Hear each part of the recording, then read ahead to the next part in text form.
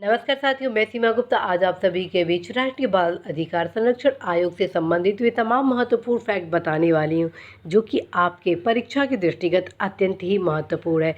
तो आइए जानते हैं राष्ट्रीय बाल अधिकार संरक्षण आयोग। और लास्ट में आप सभी को मेरे द्वारा बताया जाना है कि आखिर राष्ट्रीय बाल अधिकार संरक्षण आयोग क्यों इतना चर्चा का केंद्र रहा।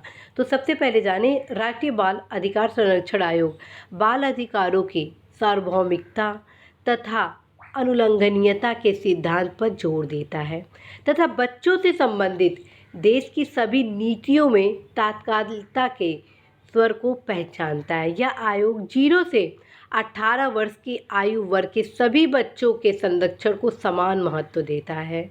आयोग को बाल अधिकारों के संरक्षण के मामले में सिविल न्यायालय की सभी शक्तियाँ प्राप्त है। ध्यान रखें, आयु सीमा क्या है, 0 से 18 वर्ष, और यहाँ पे क्या है, सिविल न्यायालय की शक्तियाँ इसको प्राप्त है। तीसरा जो महत्वपूर्ण फैक्ट है वो है केंद्र सरकार द्वारा आयोग में निम्न सदस्यों को 3 वर्ष की अवधि के लिए नियुक्त किया जाता है। कितने वर्ष के लिए नियुक्त किया जाता है? 3 वर्ष की अवधि के लिए नियुक्त किया जाता है, जिनमें आप देखेंगे अध्यक्ष जिसने बाल कल्याण को बढ़ावा देने के क्षेत्र में उत्कृष्ट कार्य किया हो। अन्य 6 सदस्य जिन्हें शिक्षा, बाल स्वास्थ्य, देखभाल, कल्याण, विकास, बाल न्याय, हाशिए पर पड़े उपेक्षित, अपंग व परित्यक्त बच्चों की देखभाल या बाल श्रम उन्मूलन, बाल मनोविज्ञान और कानून के क्षेत्र में विशेषज्ञता हासिल हो। इन 6 सदस्यों में से न्यूनतम 2 सदस्य महिला होनी चाहिए। सदस्य सचिव जो संयुक्त सचिव स्तर के समकक्ष हो तथा उसके नीचे के स्तर के न हो। तो ये अन्य जो महत्वपूर्ण फैक्ट है आपके परीक्षा के लिए अत्यंत ही महत्वपूर्ण है। साथियों, हाल में ये क्यों चर्चा में रहा?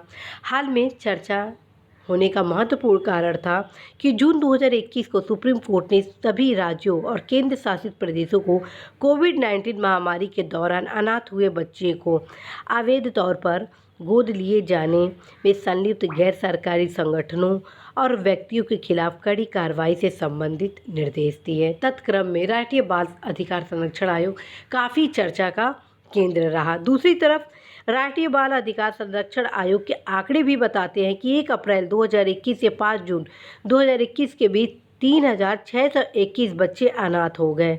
26,176 बच्चों ने अपने माता पिता में से किसी एक को खो दिया तथा 274 बच्चों को परित्यक्त कर दिया गया। इस प्रकार से राष्ट्रीय बाल संरक्षण आयोग काफ़ी चर्चा के केंद्र में रहा, जिसके कारण आपके परीक्षा के लिए राष्ट्रीय बाल अधिकार संरक्षण आयोग अत्यंत महत्वपूर्ण है। तो साथियों, आशा है, विश्वास है कि आज का यह फैक्ट क्लास आपके लिए बेहद उपयोगी होने वाला है।